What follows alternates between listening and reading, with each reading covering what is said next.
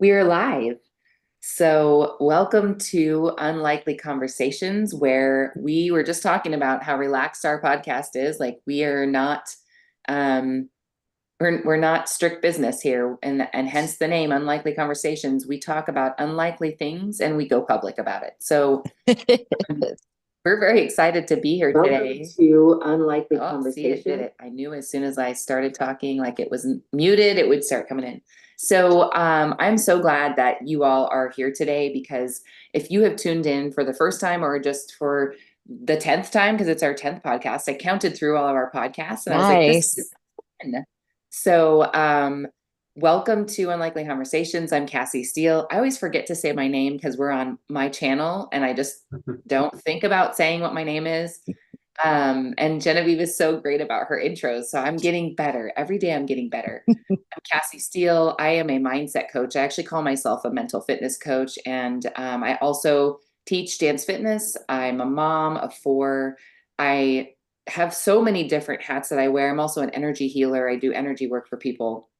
And I'm really here because I love our conversations. I love talking about the things that are really hard to talk about. And so on that note, I want to just kind of hand it over to either one of you, Genevieve or Sarah, to intro yourself.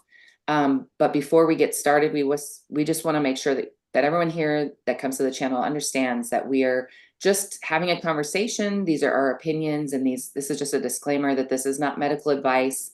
We are not diagnosing. We're not asking you to do everything that we say. We're just sharing our experiences and the experiences of our guests. And we hope that you get some tools out of this, because there's a lot of background in this room, quote unquote, this Zoom room today. So on that note, Genevieve, would you like to intro? Sure. Yeah. So my name is Genevieve Travis. Actually, Cassie, I'm going to draw from your intro last time. I'm a licensed clinical social worker with an attachment expertise, and I typically work with children and families, or youth and families, like the whole gamut of age range. And I'm a mom of one little boy, and he has autism spectrum disorder, and he is amazing, and he got up really early this morning, so he's gonna say hi. Hi. His name is Nolan. And it is an important part of who we are. So I just felt like I would add that this time. And I love being here because for me, Noli, for me, like I just love to have dialogue with people, and I like to talk about tricky things. Clearly, I got into this work because I like having challenging conversations that open the door to growth and development. And so this is just really neat because it's been an incredibly collaborative opportunity to talk about things that people aren't talking about, and or maybe that they want to talk about but feel like they can only talk about in a limited setting. So I'm glad that we're doing this. That's it. That's me. No, I love it. Oh, thank you so much. Yeah, and I feel like I'm just lucky to be here, and so blessed to know these ladies, because I feel like mindset has been such a thing that I've been, exploring for probably the past decade, and it's like the more I open up, the more I realize, like, wow, I need more of this. You don't know what you don't know, and so just Yeah. I'm here to, offer up a little bit of, like, sometimes I have the fitness background like Cassie does. That's how we met each other, through dance fitness. And I've been in the health and wellness space for like 15 years now, 15, 16. Mm-hmm. And so it wasn't until like I really started to, introduce more mindset into, my groups, and we studied, book clubs, and, would do different things. And I just realized like that was such a big missing piece of this. So when Cassie had Yeah. said, oh my gosh, what about this? And Genevieve and I came together on the same time book club, because we each had a separate one. And so I Yeah. just feel like every single day it's been such a great journey to like open up and be open to change, and hearing people's stories and journeys, and coming together to collaborate like this has been just really, really amazing. And I've learned more about you ladies, more about myself too. And Totally. creating a community. Like that's what we're here to do. And Yes. we welcome you guys to be a part of our community, whether, you're Yeah. listening for the first time or the 10th time. I can't believe it's 10 already, I which know, I me too. someday we're going to look back and Crazy. be like, we're at 100. Like, this is crazy. know. So, yeah, but I'm just so excited to hear from such professionalism like you ladies are here, and also Jim, our guest speaker. I So excited know. to meet Oh, him so and exciting. hear his story. So thank you, Jim, for being here. And Thank you you, kick it Jim. off. Yeah. Welcome, Jim. Yeah. So I'm you go ahead and go for your intro. super. I'm super excited to be with you, and congratulations, 10. That's really exciting. Uh, Yes. my name is Jim Rome. I'm here in the Denver metro area, and I'm a retired educator. So I spent 20 years in the classroom uh, teaching, and then I spent 14 years as an administrator. And I'm just super excited to be with you to share some of the experiences that I've had along the road. That's exciting. Sorry, there was something stuck in my pocket. My husband was like waving at the corner. That's the other fun thing about Zoom on live home, like just before your son's in and my kids pop in and my husband pops in. So welcome, Jim. This is very exciting. And I think I want to kind of just say this. What I really love about our group here, especially today with Jim as our guest speaker, every person, no matter what your history, no matter your experience, like I think that Sarah, you're so humble, and I love that about you. Like you have so much to offer. I think each of us has something unique and special to offer, and that's really what I love about coming to this space is hearing different stories. And today we have a really special story from Jim, and I'm so excited that you're here. And one of the things that we ask you to do, if you're here watching live or if you're watching this on the replay, please let us know that you're here, where you're from, that you've tuned in, and anything that you resonate with. Like, please let us know in the comments. Just say, "Oh wow," or "Yeah, I've had this happen before, and I didn't know what to do." So today, Jim, we would love if you would share with us a little bit about. I know that you have written a book soon to be published. And we're very excited to hear a little bit about that book and also how that book came to be. So the title of our story today or of our podcast is offering support and how you deal with difficult times. So on that note, would you love to just share some of your story and kind of let us in on your world? Sure. So really, I think we have to say that it all started with a phone call. Mm. Um, Shane and I were work colleagues. We were both assistant principals in a large uh, suburban high school in the Denver metro area. And we've been friends for about 8 years. And there was a day in February of 2017 when he called me, and I was absolutely expecting that phone call because he had been struggling with so many stomach issues. He had just real intense pain in his stomach almost all school year, and they were doing some tests, and the doctors were really expecting that in those tests they would find that Shane had an ulcer. Well, when we get on the phone and I start talking to him, it becomes very clear very quickly that ulcers are not the issue. In fact, he says kind of right out of the gate that the tests have shown that he has stage 4 colon cancer. And so not only does he have cancer inside of his colon, but he has spots on his spleen, his liver, and his lungs. And as he's talking, and I'm just kind of reeling, trying to get my feet on the ground, if you will, he says, my dad had stage 4 colon cancer and he beat it. And I'm going to do the same.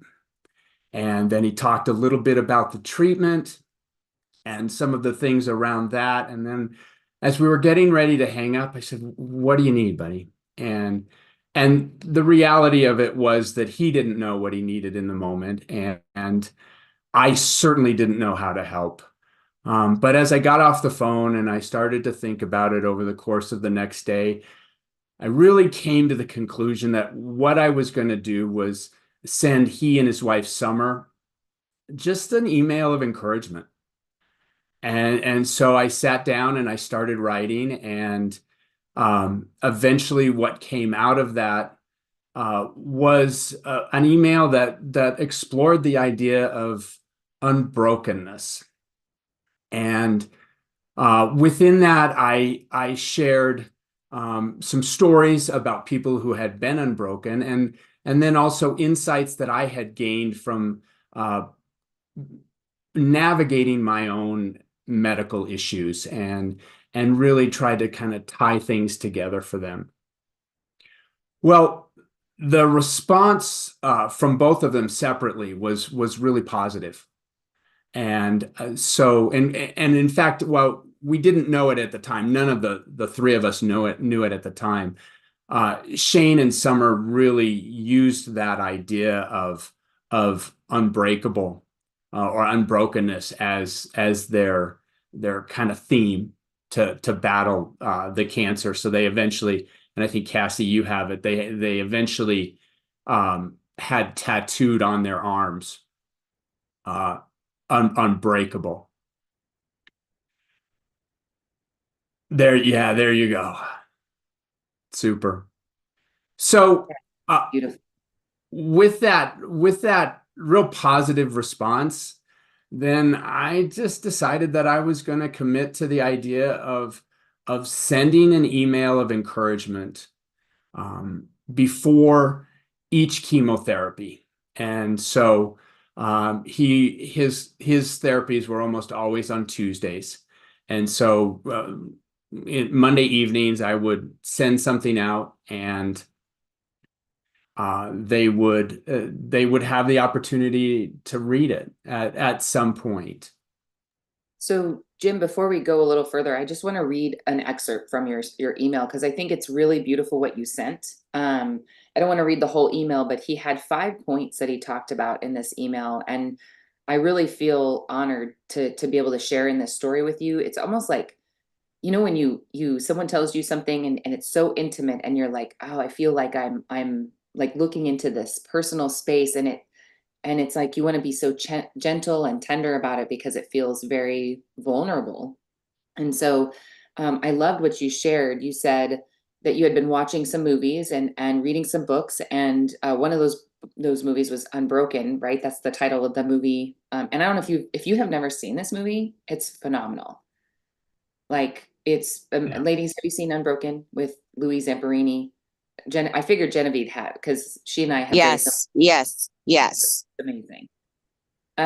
So in that movie, there's a lot of different things that happen, but it's highlighting an athlete who basically goes through the war and goes through a lot of different trials. And so um Jim is responding kind of to that effort to Shane to say, I've been learning about unbrokenness, and I know I will continue to learn about this idea for the rest of my life. So far, here's what I have learned about unbrokenness. And if you're here listening and watching, this would be a great time to jot down notes, because these 5 things, I was like, wow, this is really great to think about unbrokenness. So number one, unbrokenness or brokenness is a conscious decision. And number two, unbrokenness is the product of the human spirit, not the physical body. Number three, to be unbroken, you must live in the moment. Brokenness flourishes in worry about the future, whether that future be a moment or 10 years later. That was like beautiful, Jim. I loved that one. Number four, those who will remain unbroken adjust as they must without wavering on the goal. Number five, we have ability far beyond our initial perception of our strength if we allow ourselves to be unbroken. I literally have goosebumps, like hearing this again. It's such a beautiful token to give to someone in a time of need.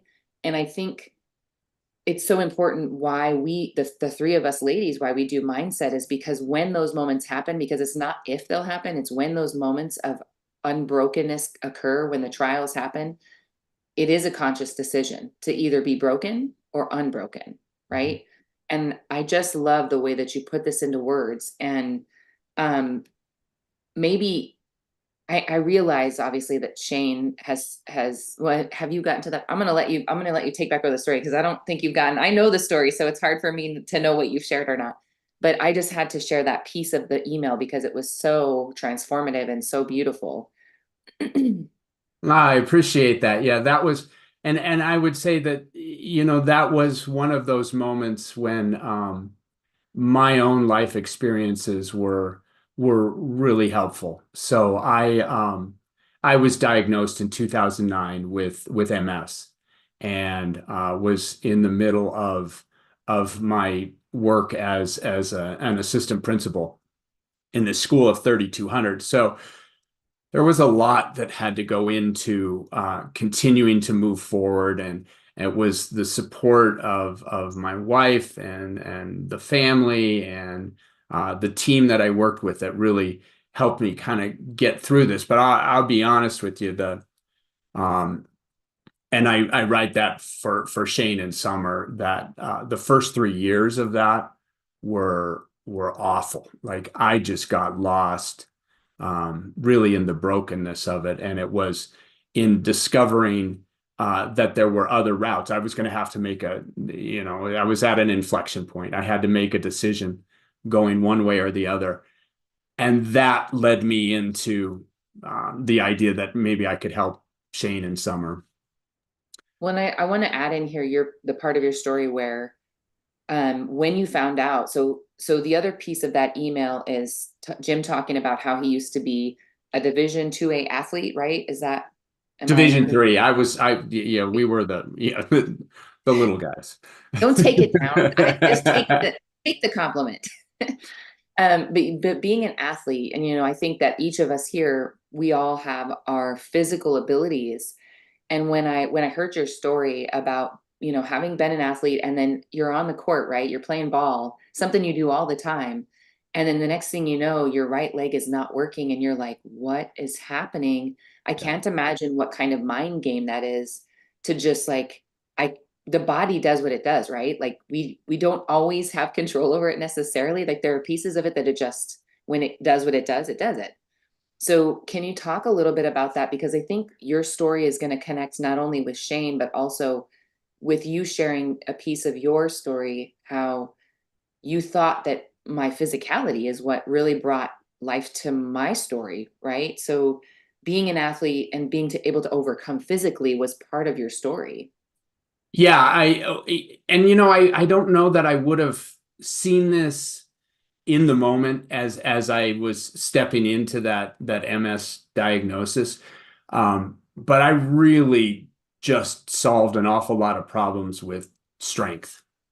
Like, I would just either I would dig in and do what needed to be done, or I would pick it up and move it, all of those different things. And when I started to have to navigate this new world where brushing my hair with my right hand was sometimes wearing me out, or I would trip. It was really a different kind of experience. And yeah, I said this, but I'll say it again.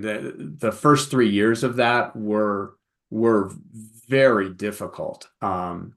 But things were kind of crumbling around me, right? I was separating from my family and emotionally and everything else that goes along with that. And I was grumpy at work and all of these things. And it was just kind of like, oh, I've got to do something different. Um, and part of that, and I mentioned that in what I wrote to them, was I was having what's called an exacerbation. And when you have a situation like that, there's something in my system that had activated my immune system to attack the myelin sheath in on my nerves. And so I was actually in bed struggling more with my leg and being able to move it. And that was the moment when I heard the story of the book Unbroken, and I thought, oh, okay, there it is. Let me dig into that. And then, we all kind of go back to home. And so home for me is learning. And so then I started to dig into that and was just finding book after book after book that I could read about that. And stepping out of my comfort zone was really talking to other people about what it meant to be unbroken and learning their perspectives of those kinds of things. Yeah, I think that that's probably the number one commonality here. As you were speaking, I was thinking that's exactly what this group of ladies is. We love to learn, and that's typically when we have a problem. I know I do it, and I know Genevieve, I've heard enough to hear you do it. It's like when we don't understand what's happening, we dig in and find out more about it. Because I think really fear comes from the unknown. It comes from not understanding something. And so when you understand something, you can kind of wrap your mind around it, and not, you don't have to necessarily conquer it, but it's almost like the acceptance of it and the surrendering of it becomes a little easier, because you're like, okay, I've got this. I understand what's happening. But when you're in it, when you're that 3 years, right? That's like, for me, my story is infertility. The pain that I suffered for 12 years of not having a child of my own, even though I had these beautiful boys that I adopted through foster care, I suffered all the time because I chose to suffer. And when I finally made a conscious choice to be unbroken and to recognize that just because I couldn't have children didn't make me less than, that part of me wasn't part of my spirit, my being, that was when I really got to be more of who I was. Like, it was really weird because being unbroken made me more of who I am today. Mm-hmm. And I think that's the piece that people miss when you're in it. It's so hard. And I think that's why I'm here. I can't speak for you ladies, but it's like, I want people who are suffering, who are in that unbroken phase. I want them to know that there's more life. Like, it's not that it's not hard. It is hard, but you can do it with people. Like, you can do it with support. And that's really what I think makes the difference. It makes the unbrokenness easier when you come alongside someone.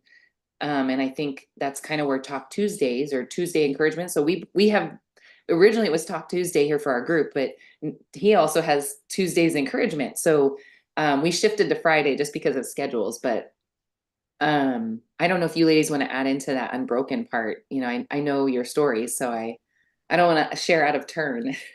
Yeah. No, it just kind of reminds me of like it's that sense of knowing you're not alone, and you can draw on other people's courage and confidence through their own story and understand like, okay, I'm not alone in this. Like, here's an example, and here's an example, and here's an example, but also like opening up, because I think so often, I mean, me and Cassie have talked about that. Like, I've built this shell, and it's like the more I can just share and learn and grow and accept the things I can't change, I think that's when you can really start to grow and be okay, and we said this before, it's like, I'm not okay, you're not okay, but it's okay.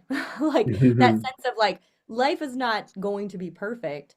It's just trying to find the love and the connectedness that we have with other people on a day to day and living. And I love that part where you said, be in the moment, don't worry about the future. I think so often, we're either living in the past or the future, and there's worry in the future, and there's what ifs.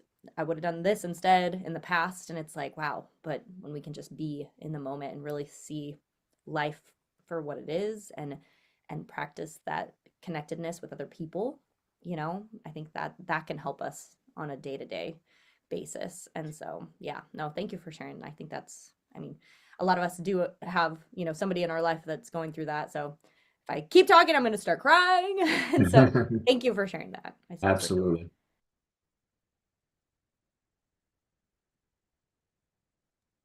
Oh, you're muted, Genevieve. Sorry, I'm on my phone and sometimes the buttons disappear and then I can't get them back. Yeah, I appreciate the reflection about how critical it is to be in the moment. We know, like, just I think, well, societally now we know, spiritually we understand, that there's a lot to be gained from finding your capacity to be fully present in each moment and draw from those experiences. And again, that's, the mindfulness piece, or the mindset piece of being in the moment is easier said than done. But if you're aware that you want to be fully present in each moment and you practice with intention, you can do that more effectively. And it does take practice. I think it's really important, if that's something you struggle with, that you start adopting some mindfulness-based practice to start to really build your capacity to be present in the moment and not future-oriented or stuck in the past. But the other thing that I wanted to say about unbrokenness is that it's like an adaptability of the human spirit. It seems to me, and there are things that could happen to us that make it difficult for us to engage in the world the way we had physically in the past, right? And for me, that was, I suffered a traumatic brain injury, and I have a partial permanent disability as a result. And I've got other stories, but that's for me, that was a real critical one, because that was an invisible injury that did deeply impact me and impact my functioning, and still does. And for the first year, as you said, Jim, for the first 3 years, you were real kind of maybe stuck in this sense of feeling broken. For me, it was that first year when, like, really everything that I used to be able to do, and it's very similar to your explanation of trying to brush your hair with your right hand and getting exhausted. Like, there were things that I just couldn't do anymore. I just could not do anymore, intellectually, cognitively. And that was really difficult for me, because I am a really intelligent person. And to have my cognition sort of impaired was really, really distressing. And what I've learned is that there are ways to adapt, and there are access skills that you can onboard to allow you to live differently, but still fully. And I think that's an aspect of unbrokenness, is this a recognition that we can adapt, and maybe show up differently in the world, but still show up fully. So that's something I wanted to say. And I think is that mindfulness and being present in the moment piece is showing up fully. Genevieve, along that line, and I love the way you said that. One of the things that I find myself being very thankful for is to be alive today. So let me give you an example. Because I send out Tuesday's encouragement, and there's a lot of typing involved in that. And some days my right hand will work with me on that, and some days it won't. But our computers now have so much text or speech to text that you can really work around things. It's so much about being open to the possibilities of doing it differently. And that's where that unbrokenness for me really comes in. Well, and Jim, I wanted to say, what's funny to me is, as I sit here and listen to your stories, if I were to meet either one of you on the street, I would never guess that there was, so Jim, you and I have not been physically together like in a while. So usually I see you like this on Zoom. And so if I were to sit in a room, like a Zoom room, and I would know anything about you, I would never guess that you guys had anything that you had overcome. I would just think that, wow, these people are amazing. They have so much to give and so much to offer. Like, I know Genevieve says she still struggles. And to me, I have to wrap my mind around the fact that she struggles because I don't see it.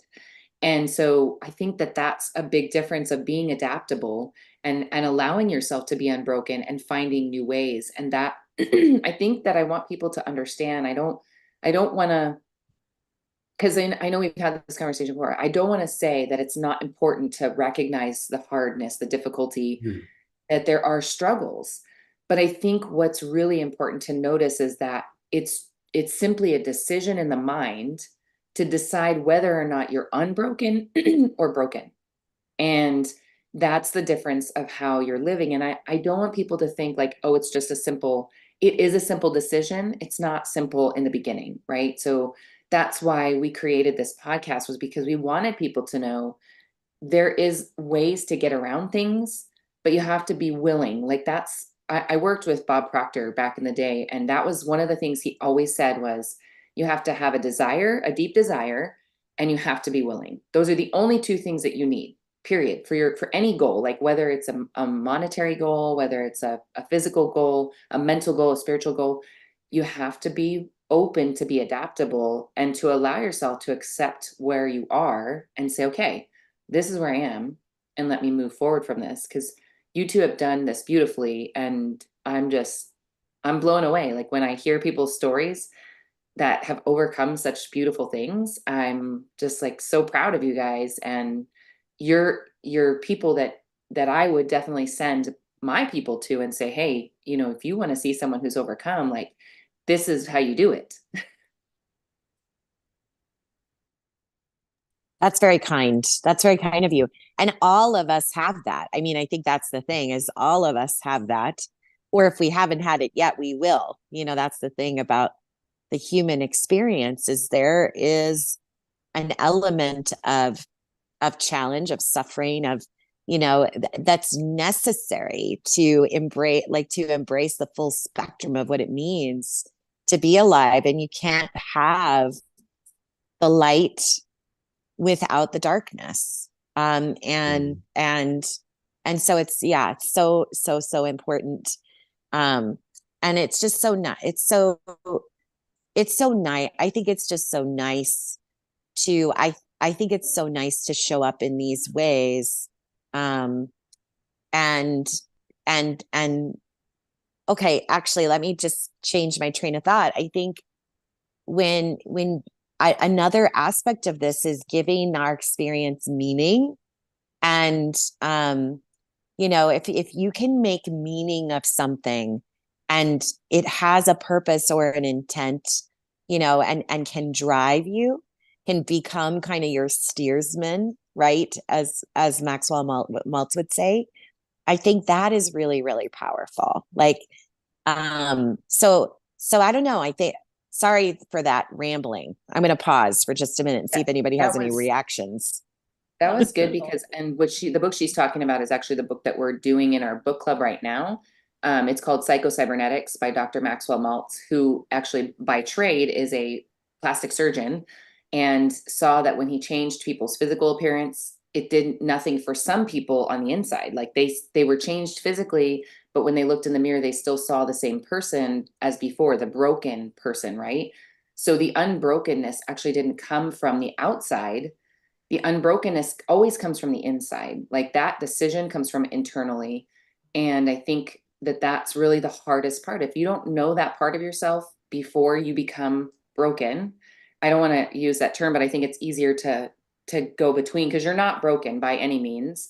It may feel that way. So I want to acknowledge that, but the unbrokenness, that decision is all from within, from your authentic self, from that piece of you that has the strength for you to adapt and become more. So yeah.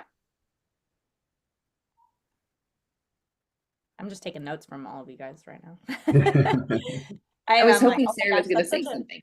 I know, right? No, but seriously, it is something that I think the more we fight against something, I think it's also giving up control, you know? Mm. I think that is also hindering a lot of our growth, because we want that control and like I can do this, I will do this, and like nothing can stop me. But at the same time, brokenness happens, it's the yin and the yang. You have to have the struggle in order to have the strength.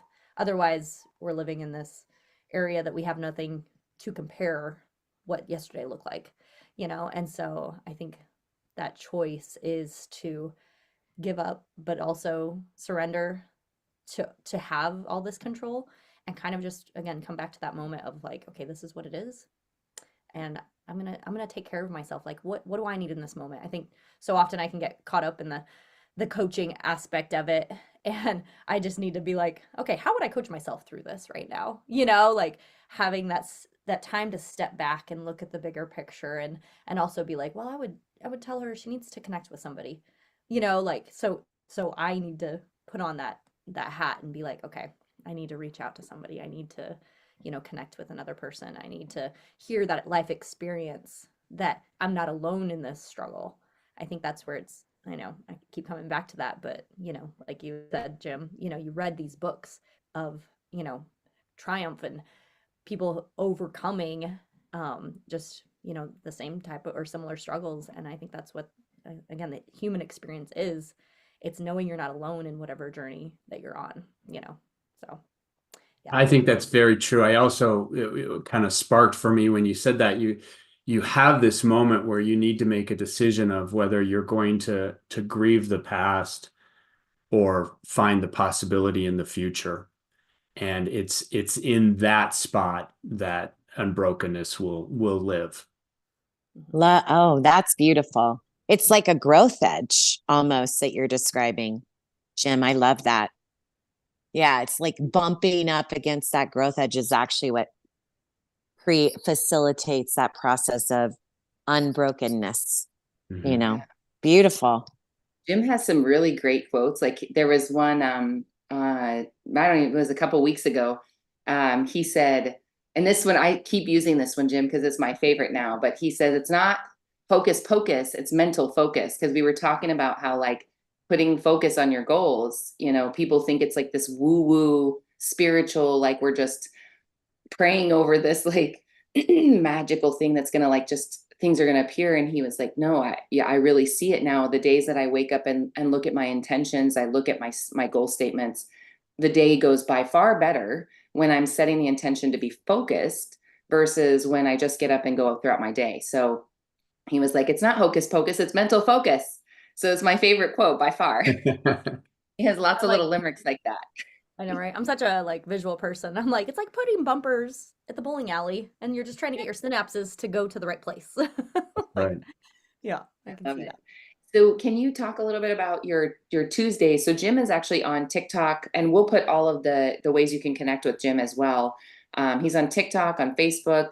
He has an Instagram. Have you started posting on Instagram? Just a little bit, A little bit. not a ton yet. I would say stick to TikTok and Facebook. That's where he's posting everything. He has videos, and there's another piece of Jim that I love that we're gonna just kind of give you an intro to. We may have to have Jim back for a whole nother podcast on this particular topic. And I know you didn't get to share a lot of the tools, but here's the thing that's great about Jim is he's got the tools on his Facebook page. He has them on his TikTok. You can go listen to his videos. They're quick little stories that connect you with ways that you can think about your life differently if you're struggling. Um, but one of the things that I love is he actually still teaches history for like the elderly. What's the appropriate way to call? Like, I don't want to say elderly. It feels really just rude to say it. Retirement communities. Thank you. Retirement community. I love that. Um, so can you tell us a little bit about the voices we've missed, Yeah. and also kind of tell us how that came about? Yeah. So I work for an organization that goes into retirement communities and teaches social studies lessons. So everything from, Genghis Khan to I'll be doing renewable energy in this next month. And as I was having those opportunities to teach, um, I was recognizing that I wasn't really comfortable as the teacher just being, what we used to call in the profession, the sage on the stage, like, here's all my knowledge, let me give it to you. And instead, I was much more comfortable with what I had done when I was actually in the classroom, and that was learning together. And when I started to open up to ideas like that and getting the group to talk about their life experiences, I had just unbelievable things happen. I was teaching a class an hour on the history of Germany, and you can't possibly step into Germany without getting into World War II. And I had this woman just kind of sheepishly raise her hand after I'd said, please share if you have experience. And she said, Jim, I was born in Germany, and in 1929 we left and we went to Atchison, Kansas. And when I graduated from high school, I went to work in a factory and I built B-29s. So she was a Rosie the Riveter. And that was absolutely amazing to hear some of those stories. And that led another woman in the room to be brave enough to say, well, I'm also from Germany, but I'm of Jewish descent. And my family, my father, who owned many businesses, was not able to get us out until 1939, when we were able to go into Norway and across. And it was as a product of hearing, those are two extreme stories, but they just go on. Um, that I recognize that sometimes we just don't take the time to listen to a generation that has incredible wisdom and amazing stories. And so voices we miss are they start as hour-long interviews with either couples or individuals, and then they get a copy of that for their families, and then I will be using little snippets of that. Probably one of my favorite is a woman who was telling me, you know what? I'm 90 this year and I'm a little bit nervous because I play shortstop for a softball team called the Colorado Peaches. And at 90, I'm afraid that somebody younger may try and take my spot. And I thought, well, take that, Tom Oh, Brady. oh, oh, Right? Love oh, that. So amazing. So those will be coming, and cool. I will share those stories along the way. And you know what I love about what you're doing is, so many times I think that, like, probably from our generation up, like, I know we're all on social media, but I'm always telling my kids, you kids are always on your phones and you got to get off, you got to live life. But what's really beautiful about social media and technology is that, Jim, you're bringing the generation before us that didn't have the opportunity to be on social media, for our kids and our younger generation to learn from them. And so, like, there are not a lot of people brave enough to take video and put it on TikTok and to put it on Facebook, and you're connecting the links for these kids who are learning about these things in school still. Like, they're still learning about World War II and they're still learning. So our Yeah. adolescents, our youth who we love so much, I think all of us here have a really strong desire to lead the youth to become something great so that our world can change. You're being a part of that because you're actually linking what they learn in their classroom to someone who actually still is living, and that's really beautiful. Like, that's the whole, for me, the whole human experience is connecting people who would never have normally connected. Like, that's my favorite part of coaching, is bringing people together who would have never met, would have never had a conversation. And you're doing that with this beautiful voices we've missed. And we're not going to miss them. We're going to get to hear about it. So that's really exciting. Yeah. Yeah, it's those stories that are so impactful. Even as technology changes, it's still all about the stories. Hmm. And that's like something that you can rely on. I mean, Yes. social media doesn't go away, but it's something nice that you can have forever, and it just makes learning that much more real. I love how you said Hmm. the sage on Totally. the stage. I feel like that's the thing. We can all learn from each other. There's no, there's teachers and students, and we're all teachers and students, and I think when we open Yeah. up, so much Yeah. more learning and growing can happen from that. So I'm excited. I'm Yes. gonna look those videos up. I think that's Me awesome. Yeah. too. Thanks for doing Yeah. that. And Yeah. that's Thank you. another thing I think of all four of us that are here today is we all have an insatiable appetite for learning about other people. We're willing Totally. to listen. We're willing to not be the sage on the stage, right? Like, I Mhm. think that that's something important, that we come here to this space and to even our own spaces to say, I'm not the expert, but I definitely can give you some tools, but I'm also open to hearing how you've done it, so that's a Absolutely. great place to live in. Totally. Absolutely. Well, this has been like a really awesome awesome conversation. And Jim, it has been so, so wonderful to meet you and get to know you. I actually would love to connect with you and talk with Wonderful. you a little bit more because I'm a social worker working in schools. And I also have a private practice, and I do a lot of court involved stuff, but um, I would love to talk with you more about where schools are at right now and pick your brain on some of those things, because I think one of the things that we're lacking in schools right now is connecting and making learning meaningful. And it sounds like you're real interested in it always being meaningful, which I really like. I'm like, okay, Absolutely. let's talk more. I'd Yeah. love that. And Yeah. and this is exactly why we do what we do, right? Like this is, I think, why we connect, because this is the piece that is so beautiful, is two people who have these amazing expertise, and I'm going to say expertise because that's what I think, being able to be Mm. connected. And so the other thing too, Jim, that we didn't get to talk to, he also does volunteer work for the high school that he's working with. What's the program called? I can't remember what you called it. I'm sorry. I thought you were going toward the hospice work that I do, but you're talking about within the hospital, within He the does high so many school. things. I'm like, I don't know which one. So the one in the high school you're talking about, the boy without the shoes. Oh, that's just part of the work that I'm Oh, okay. doing. Just helping the kids who are new to the country, who are going into starting in schools and having an opportunity to make sure that they have what they need to be successful.